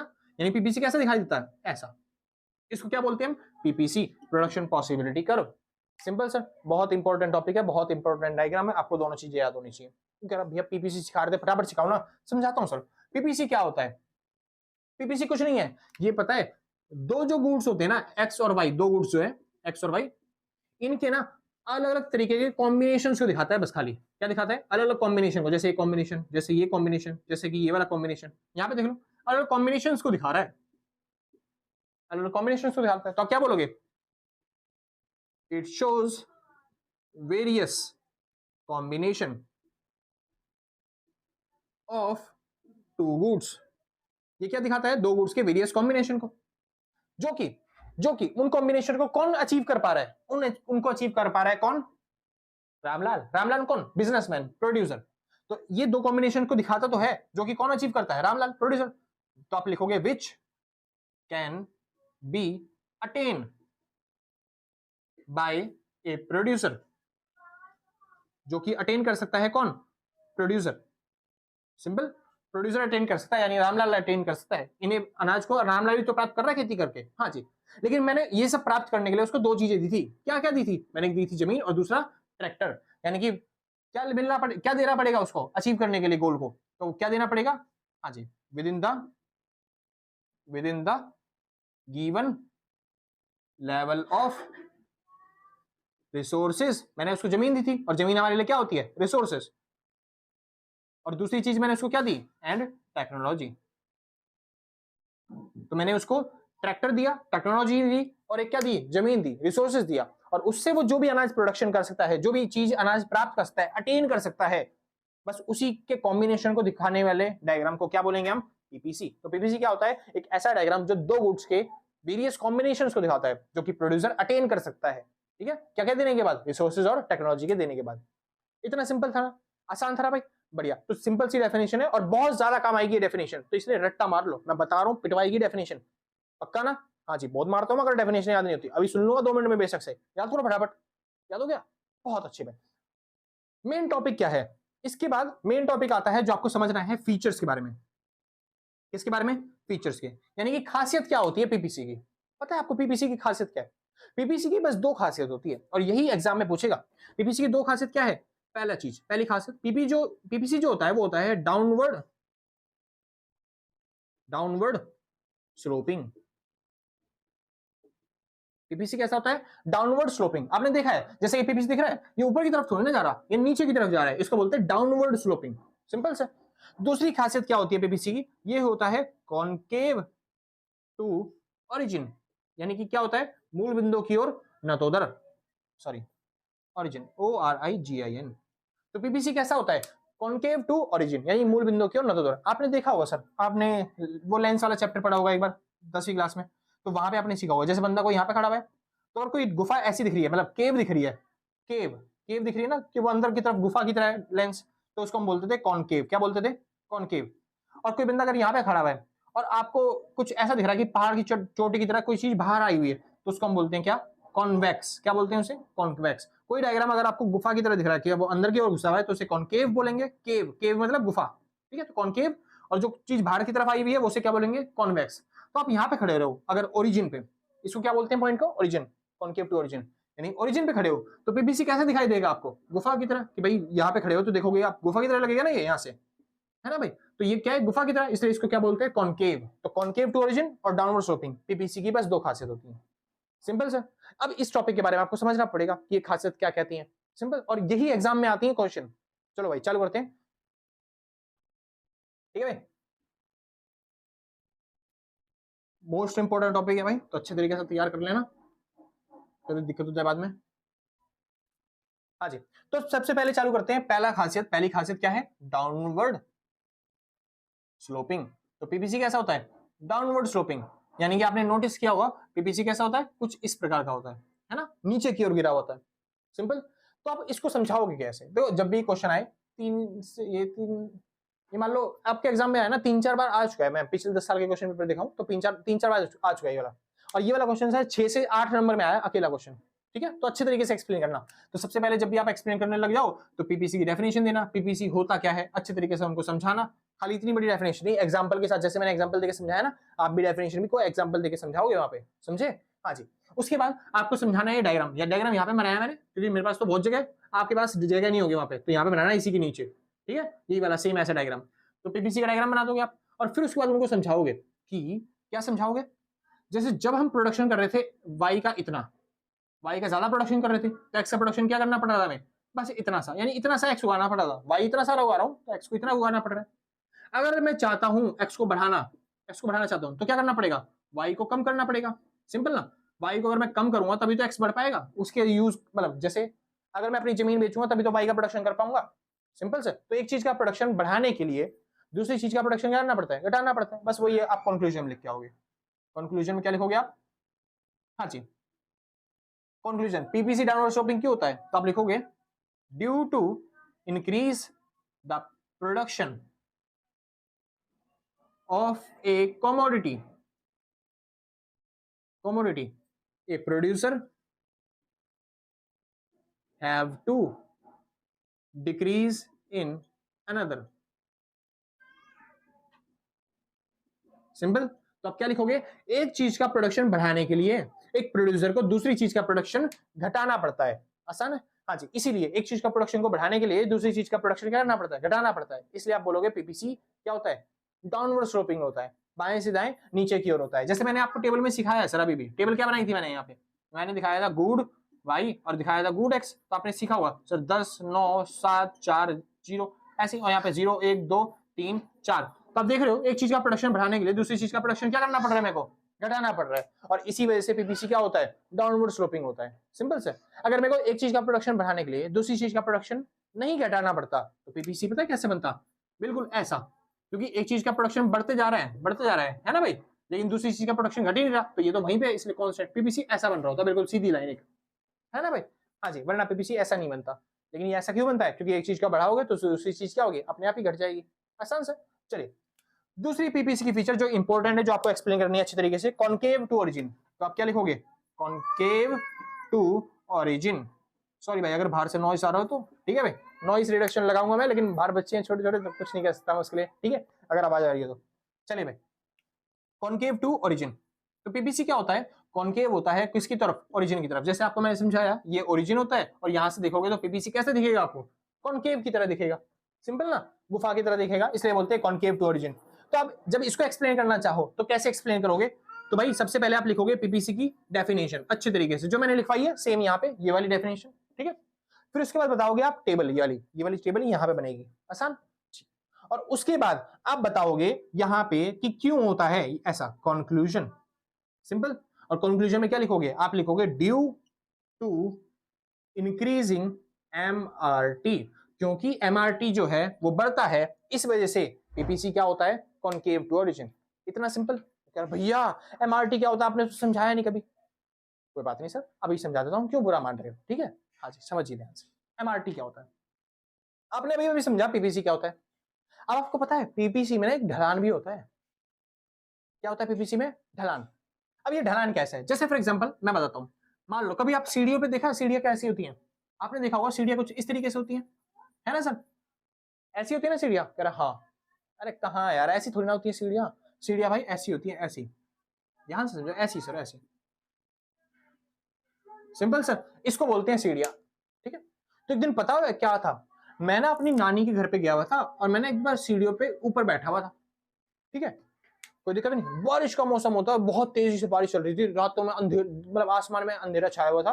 ठीक है, तो एकदम मतलब थोड़ी थोड़ी कड़ाकेदार बारिश में बिजली बिजली नहीं कड़कती, तो वैसे बिजली कड़कती है, और एकदम से बिजली कड़की, मेरे को एकदम से डर लगा, और एकदम से पता नहीं मैंने अपनी आंखें बंद कर ली, पूरी धरती पे अंधेरा सा छा गया, और पता क्या हुआ, पूरी धरती हिलने लग गई, बहुत तेज तेज, बहुत तेज तेज, बहुत तेज तेज धरती हिलने लग गई, और पूरी आंखों के आगे अंधेरे छा गया, मेरे को समझ में नहीं आ रहा क्या हो रहा है, और मैं पता नहीं कैसे, मतलब एक तरीके से मान लो मैं पहुंच गया भाई सब पता नहीं अलग ही दुनिया में, जहाँ पे हर जगह अंधेरा था, धरती घूमती जा रही थी बहुत तेजी से। समझे सर? हाँ जी। तो अब पता है मेरे को थोड़ी देर बाद जब मैंने अपनी आंखें खोली, डर के मारे जब मैंने अपनी आंखें खोली कि क्या हो रहा है धरती पे वो चेक करूं, तो मेरे को पता चला मैं ना एकदम से यहाँ पे पहुंच गया सर, जादू से। कहाँ पे पहुंच गया? यहाँ पे पहुंच गया जादू से। बड़ा कह रहा है भैया सीधा बोल दो ना, आप गिर गए यहाँ से। अब वो समझता हूँ मैं, ठीक है, लेकिन बोलना अच्छा नहीं लगता है ऐसे मेरे को। ठीक है, हाँ, तो एकदम से मैं क्या हो गया, नीचे गिर गया, इतना सिंपल। हाँ जी। क्यों गिर गया सर मैं? नीचे से ऊपर क्यों नहीं, और क्यों नहीं जाता हर कोई, ऊपर से नीचे की ओर क्यों जाता है हर कोई? क्यों? क्योंकि सीढ़ियों में क्या होता है, ढलान होता है, और इसी ढलान को हम बोलते हैं क्या? स्लोप। क्या बोलते हैं सर? स्लोप। जैसे आप पीपीसी देख रहे हो ना, इसमें भी एक ढलान है, और इसके ढलान को भी हम क्या बोलेंगे इंग्लिश में? स्लोप। सिंपल। और इसके ढलान का नाम एक स्पेसिफिक नाम दे रखा है, इसके ढलान का नाम है एमआरटी। क्या नाम है? एमआरटी। सिंपल सर, कोई दिक्कत तो नहीं, पक्का ना? हाँ जी। तो पीपीसी के ढलान का नाम क्या है? एमआरटी। भैया ये एमआरटी क्या चीज होती है, एक बार लिखवा देता हूँ सर अच्छे तरीके से, ताकि आपके एग्जाम में लिख पाओ। तो एमआरटी, इसकी फुल फॉर्म होती है marginal rate of transformation. Marginal rate of transformation, क्या बोलते हैं सर इसे? Marginal rate of transformation. ठीक है भाई, चलिए। Marginal rate of transformation MRT होता है। अब ये मतलब होता क्या है? बहुत सिंपल सर, एक ऐसा रेट जिस रेट पे हम एक चीज का प्रोडक्शन बढ़ाते हैं और दूसरी चीज का प्रोडक्शन घटाते हैं। तो मार्जिनल रेट ऑफ ट्रांसफॉर्मेशन क्या है? It is a rate, it is a rate at which we have to increase a production, sorry we have to decrease a production, decrease the production due to increase in another। Simple sir. तो marginal rate of transformation क्या होता है? एक ऐसी rate जिस rate पे एक चीज का प्रोडक्शन बढ़ाने के लिए मैंने दूसरी चीज का प्रोडक्शन को घटा दिया। सिंपल सर, एक चीज के प्रोडक्शन को बढ़ाने के लिए हमने दूसरी चीज का प्रोडक्शन घटा दिया, उसी को हम क्या बोलते हैं? Marginal rate of transformation. और आपको यहाँ पे वही चीज निकालनी है, तो यहाँ पे डेफिनेशन भी लिख देना बीच में, एमआरटी की डेफिनेशन क्या होती है समझा के अच्छे तरीके से। ठीक है भाई? हाँ जी। मार्जिनल रेट ऑफ ट्रांसफॉर्मेशन क्या होता है? एक ऐसी रेट जिस रेट पे एक चीज का प्रोडक्शन बढ़ाते हैं और दूसरी चीज का प्रोडक्शन घटा देते हैं। चलिए जी निकालें। बढ़िया। एमआरटी एक बार चेक कर लो भाई, दिखाई दे रहा है आपको एमआरटी या नहीं दिखाई दे रहा? चलो दिखाई दे रहा है। तो यहाँ पे हम निकालेंगे क्या? एमआरटी। यहाँ की जगह मैं यहाँ पे निकालता हूँ, आपको वहीं पे निकालना है एमआरटी। अब एमआरटी कैसे निकलेगा? सुनिए, एमआरटी का ना एक छोटा सा फॉर्मूला है, जरा सा फॉर्मूला है। तो किसी का भी स्लोप निकालना हो तो उसका फॉर्मूला होता है क्या? तो इसके स्लोप का फॉर्मूला है भाई डेल्टा वाई अपॉन में डेल्टा एक्स। फॉर्मूला क्या है? डेल्टा वाई अपॉन में डेल्टा एक्स। ये डेल्टा दिख रहा है, डेल्टा, डेल्टा मतलब होता है ट्रायंगल, यानी कि इसी को बोलते हैं हम डेल्टा, और डेल्टा का मतलब होता है भाई चेंज। क्या मतलब होता है? चेंज। तो इस ट्रायंगल के आगे, वाई के आगे जो डेल्टा लगा हुआ है उसका मतलब क्या होता है? चेंज। तो आप लिखोगे चेंज इन वाई अपॉन में चेंज इन एक्स। सिंपल। बस फॉर्मूले के लिए, फॉर्मेलिटी के लिए यहाँ पे माइनस भी लगा होता है, वरना उसका कोई काम है नहीं बेसिकली। ठीक है, बढ़िया। तो यहाँ पे निकालना है आपको एमआरटी, और एमआरटी कैसे निकलेगा? डेल्टा वाई अपॉन में डेल्टा एक्स करके। अब देखिए निकालते हैं एक बार। स्टार्टिंग में देखो कोई चेंज तो हुआ नहीं, तो वहां पे कांस्टेंट है। आगे देखो कितना चेंज हुआ। पहले कह रहा है वाई में चेंज लिखो, तो वाई पहले कितना था? वाई पहले था 10, अब कितना हो गया? 9। चेंज कितने का हुआ यहाँ पे? यहाँ पे हुआ 1 का चेंज, तो ऊपर लिखेंगे 1। नीचे लिखना है डेल्टा एक्स, डेल्टा एक्स मतलब एक्स का चेंज, तो पहले एक्स कितना था? 0, अब कितना हो गया? 1, यानी चेंज कितने का हुआ? 1 का, तो काट के कितना आ जाएगा? 1। एक बार वो समझते हैं। पहले वाई कितना था? 9, अब कितना हो गया? 7, चेंज कितने का हुआ? 2 का। और यहाँ पे नीचे एक्स में चेंज कितने का हुआ? पहले 1 था, अब 2 हो गया, यानी कितने का चेंज? 1 का, यानी कट कितना आ गया? 2। ऐसे अगले का आएगा 3, अगले का आएगा 4। तो अब देखोगे एमआरटी क्या हो रहा है? बढ़ रहा है। इसलिए तो मैंने बोला था कॉन्केव टू ओरिजिन क्यों होता है ये डायग्राम, ये पीपीसी कॉन्केव टू ओरिजिन क्यों होता है? क्योंकि यहाँ पे जो एमआरटी होता है वो हमेशा क्या होता है? बढ़ता है, इसलिए पीपीसी क्या होता है? हमेशा कॉन्केव टू ओरिजिन। इतना समझ में आ गया? पक्का? बढ़िया भाई, परफेक्ट। तो ये दो क्वेश्चन आ सकते हैं जो कि आप आराम से लिखोगे एग्जाम में अच्छे तरीके से। और एमआरटी की डेफिनेशन भी इंपॉर्टेंट है। एमआरटी डेफिनेशन क्या होती है? एक ऐसा रेट जिस रेट पे एक चीज का प्रोडक्शन घटाना पड़ता है दूसरी चीज के प्रोडक्शन को बढ़ाने के लिए। इतना सिंपल था, बढ़िया। अब रह गए छोटे छोटे टॉपिक जिसकी वजह से आपका चैप्टर खत्म हो सकता है जल्दी से ही। तो एक बार फटाफट से जिसको नोट करना है फटाफट से नोट करो, फिर हम आगे चलते हैं लास्ट टॉपिक पे और आपका पूरा टॉपिक जो आएगा वो खत्म हो जाएगा। ठीक है भाई, चलिए नोट करिए फटाफट।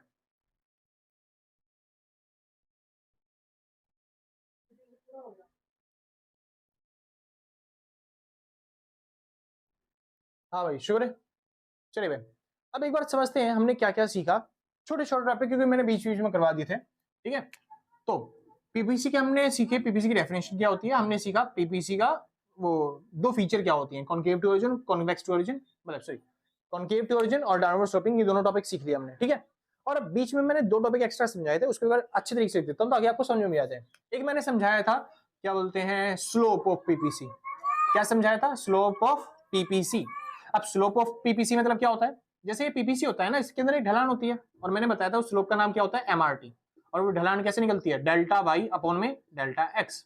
डेल्टा वाई मतलब क्या होता है? पहले वाई मान लो इतना था तो हम इतना एक्स बनाते थे, ठीक है। अब जब वाई घट गया तो एक्स क्या हो जाएगा? बढ़ जाएगा। तो एक्स इतना हो गया तो वाई में चेंज हो गया और एक्स में भी चेंज हो गया। एक्स हमको बढ़ाना पड़ गया क्योंकि वाई घट चुका था, या फिर हमको एक्स को बढ़ा दिया हमने किस लिए? वाई को घटाने के लिए। तो ये जो चेंज हुआ ना, ये जो चेंज हुआ इसी को हम बोलते हैं डेल्टा एक्स। और यहाँ पे जो चेंज हुआ इसी को हम बोलते हैं क्या? Delta Y.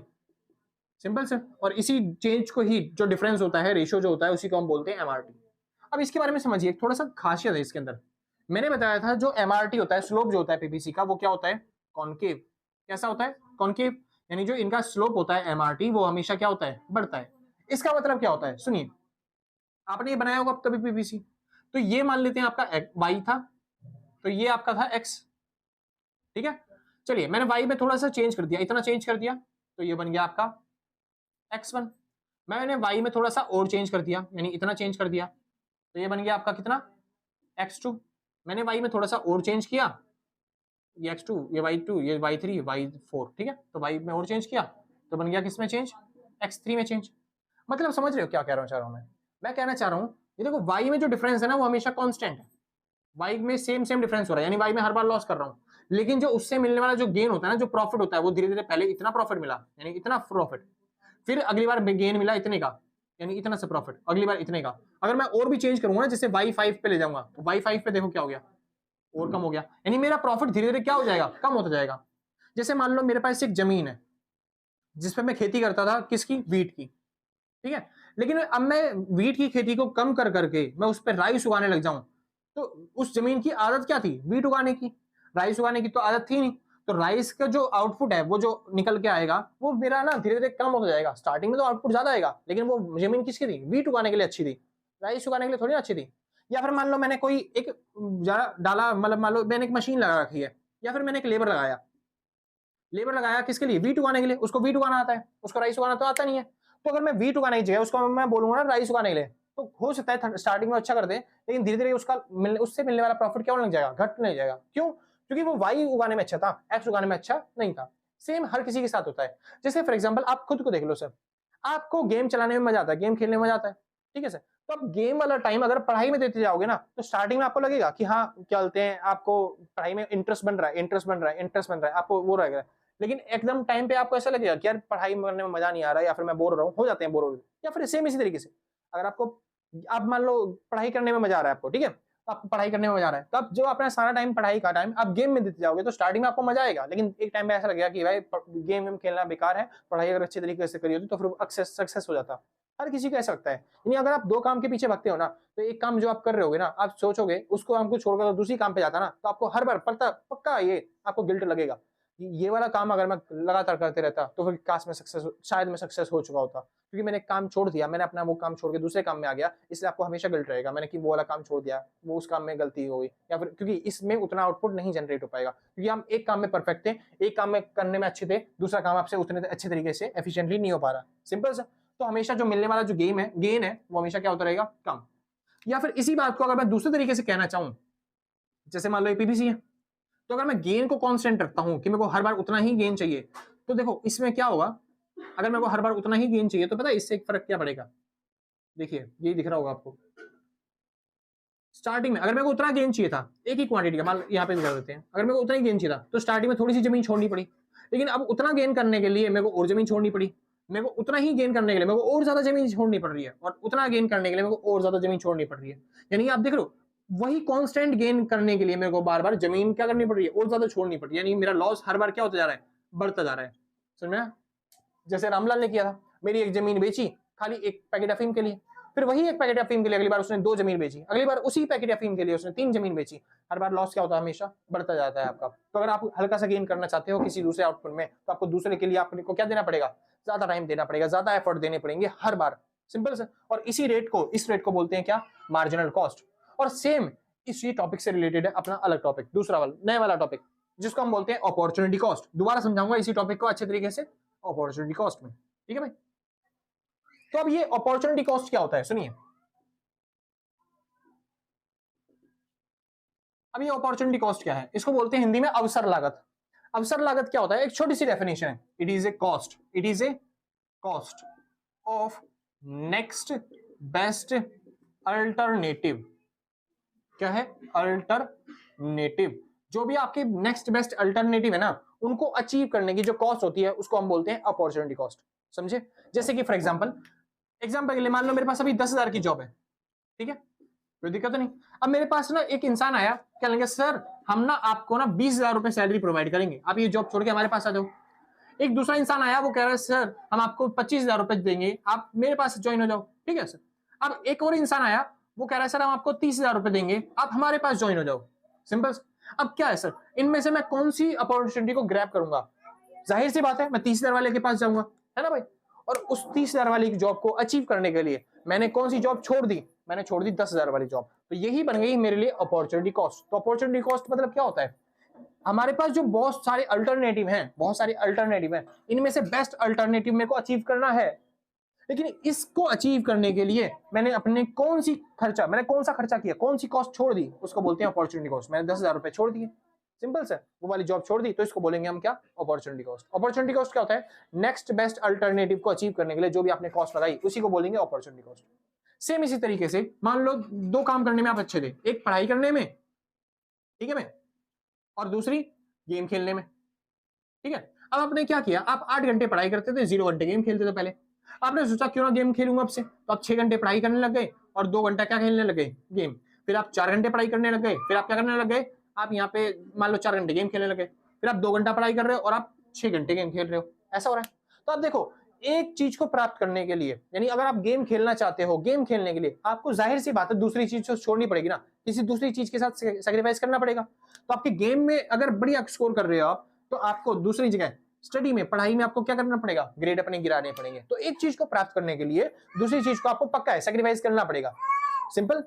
सॉरी भाई अगर बाहर से नॉइज आ रहा हो, ठीक है, हाँ जी। तो एक चीज को प्राप्त करने के लिए आपको बाहर से क्या करना पड़ेगा, दूसरी तरफ से सेक्रीफाइस करना पड़ेगा। वही सेम चीज होती है, आप कभी भी कोई चीज फ्री में नहीं मिलती, आपको कोई चीज लेने के लिए दूसरी चीज देनी पड़ेगी, त्याग करना पड़ेगा, और उसी कॉस्ट को बोलते हैं हम क्या, अपॉर्चुनिटी कॉस्ट। जैसे मैं पेन 8 रुपए का बना के 12 में बेचना चाहता हूँ, तो 12 रुपए कमाने के लिए मेरे को 8 रुपए का त्याग करना पड़ेगा, ये 8 रुपए क्या बन गए, अपॉर्चुनिटी कॉस्ट, ठीक है। अपॉर्चुनिटी को ग्रैब करने के लिए जो पैसा देना पड़ा, जो पैसा छोड़ना पड़ा, उसी को अपॉर्चुनिटी कॉस्ट बोलते हैं, सिंपल से।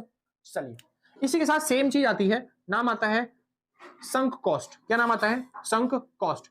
अब संक कॉस्ट का मतलब होता है डूबा हुआ पैसा। संक कॉस्ट का मतलब क्या है, डूबा हुआ पैसा। अगर आपने किसी जगह पे पैसा लगाया और वो पैसा डूब गया, बस उसी चीज को बोलेंगे संक कॉस्ट, सिंपल सर। जैसे फॉर एग्जांपल, जैसे कि मैंने एक मशीनरी खरीदी बिजनेस करने के लिए, ठीक है सर, मैंने क्या खरीदी, मशीन खरीदी ताकि मैं प्रोडक्शन कर पाऊं, बिजनेस कर पाऊं। और वो जो बिजनेस है, वो जो मैंने प्रोडक्शन करना चालू किया, बाद में मेरे को पता चला भाई साहब कि इस मशीन का तो कहीं पे यूज ही नहीं है। क्यों? क्योंकि डिमांड ही नहीं हो रही उस प्रोडक्ट की। जो प्रोडक्ट मैं बना रहा हूं उस मशीन का यूज करके उस प्रोडक्ट की डिमांड ही नहीं है। तो हमें बार बार, पता है ज्यादातर लोग यही करते हैं, वो मशीन खरीद ली पहले अपने इंटरेस्ट के हिसाब से, लेकिन बाद में पता चला इस चीज की डिमांड ही नहीं है। जैसे हर बार करते हैं, मान लो मैंने एक नया यूट्यूब चैनल खोला और मैं उसमें क्या टॉपिक बना के डालूंगा, वीडियोस मैं अपने इंटरेस्ट के हिसाब से डालूंगा। बाद में मेरे को पता चलता है भाई इस चीज की तो मार्केट में डिमांड ही नहीं है, सिंपल सर। तो जो मैंने वीडियोस बनाई हैं वो क्या हो गई मेरे लिए, संक कॉस्ट, वो डूबा हुआ पैसा, सिंपल। जो मैंने मशीन खरीदी है जिस प्रोडक्ट की डिमांड ही नहीं है, तो वो मेरे लिए डूबा हुआ पैसा, सिंपल। इस तरह के पैसे को बोलते हैं डूबा हुआ पैसा, संक कॉस्ट। लेकिन यहीं पे एक टॉपिक आता है छोटा सा, sunk cost fallacy. Sunk cost fallacy, sunk cost fallacy मतलब क्या होता है? संक फैलेसी मतलब होता है भ्रम। फैलेसी क्या होता है? भ्रम। तो संक कॉस्ट फैलेसी का मतलब होता है संक कॉस्ट, डूबा हुआ जो पैसा होता है ना, उसका भ्रम। कई लोग क्या सोचते हैं, इस प्रोडक्ट की डिमांड नहीं है, वो होता है हर किसी के साथ, इस प्रोडक्ट की डिमांड नहीं है, जो प्रोडक्ट मैं अपने इंटरेस्ट के साथ बनाना चाहता हूं उसकी डिमांड नहीं है, तो उसके लिए मैंने जो मशीन खरीदी उस पर तो पैसा लगा ही दिया, मैंने इन्वेस्ट कर दिया, मैंने खर्चा कर दिया, डुबा दिया पैसा, लेकिन मैं चाहता हूं कुछ तो पैसा रिकवर हो जाए। तो मैं क्या करता हूं, इस मशीन से कोई आउटपुट निकाल के उसको बेचने की, कुछ अलग तरीके से बना के बेचने की कोशिश करता हूं। सिंपल सा, इसको बोलते हैं संक कॉस्ट फैलेसी। लोगों को भ्रम होता है कि जो मैंने पैसा डुबा दिया, ये मेरा पैसा डूब चुका है, इन्वेस्टमेंट जो है मेरी डूब चुकी है, क्योंकि उसकी डिमांड नहीं है। तो लोग इसी इन्वेस्टमेंट के पीछे रखे रहते हैं, जो सोचते हैं बाद में दूसरा काम तो वो ऐसे नहीं करते कि इसको छोड़ दें क्योंकि पैसा डूब गया, छोड़ के मैं दूसरा कोई और काम ट्राई करूं, नहीं। वो क्या करते हैं, इसी कॉस्ट के पीछे, जैसे कॉस्ट डूब चुकी है, मेरी वीडियोस बन के डाल चुके हैं, मैं सोचता हूँ इसी प्रोडक्ट को किसी तरीके से बेचूं और उसी से पैसा निकालने की सोचूं। समझ में? इसको बोलते हैं संक कॉस्ट फैलेसी। जो मेरा पैसा डूब जाता है, मैं सोचता हूँ इसको थोड़ा सा और अचीव करते हैं, थोड़ा सा और पैसा लगाता हूँ, जैसे ट्रेडिंग में होता है सर, ज्यादातर करते हैं ऐसे। जिसने पैसा लगा दिया मार्केट में और उसको उसका पैसा डूब गया मान लो थोड़ा सा, तो उसको लगता है कि ना मेरा पैसा डूब गया, मेरा डिसीजन कैसे गलत हो सकता है, मैं अपने जो डूबे हुए पैसे हैं उसको रिकवर करना चाहता हूँ, उसको निकालना चाहता हूँ। तो उसके चक्कर में लोग और पैसा मार्केट में लगा देते हैं अपने घर से लेके। सिंपल सर, वो पैसा डूब जाता है तो उसको रिकवर करने के लिए और पैसा घर से लगाते जाते हैं। सिंपल सर, इसको बोलते हैं संक कॉस्ट फैलेसी। डूबा हुआ जो पैसा होता है उसकी फैलेसी, उसका भ्रम पैदा हो जाता है कि भाई मेरा पैसा डूब गया, मेरे को अब ये रिकवर करना पड़ेगा, इसलिए वो पैसा और ज्यादा डुबाते जाते हैं। इसको बोलते हैं sunk cost fallacy. Simple sir. और ये छोटे छोटे टॉपिक थे जिसकी वजह से एग्जाम में तो वैसे कुछ क्वेश्चन आया नहीं अभी तक इसका, ठीक है, आ जाए तो आप आराम से कर भी लोगे, ठीक है ना। और यहाँ पे खत्म होता है आपका चैप्टर नंबर पहला। अगर आपको वीडियो अच्छी लगी हो तो लाइक से सब्सक्राइब करके पक्का जाना, और अगर आपने पहले से कर रखा है तो सच बता रहा हूँ भाई साहब, दिल से, कलेजों से, गुर्दों से, फेफड़ों से, शरीर के अंग अंग से थैंक यू आपको, ठीक है, यानी बालों से भी थैंक यू आपको, ठीक है भाई, दिल से थैंक यू। और अगर आपने पहले से कर रखा लाइक से सब्सक्राइब, ठीक है, और जिसने पहले से नहीं करा तो कोई बात नहीं, कोई आफत नहीं आ रही है भाई, हम भी यही हैं, आप भी यही हो, मिलते हैं आपके एग्जाम के बाद, ठीक है भाई।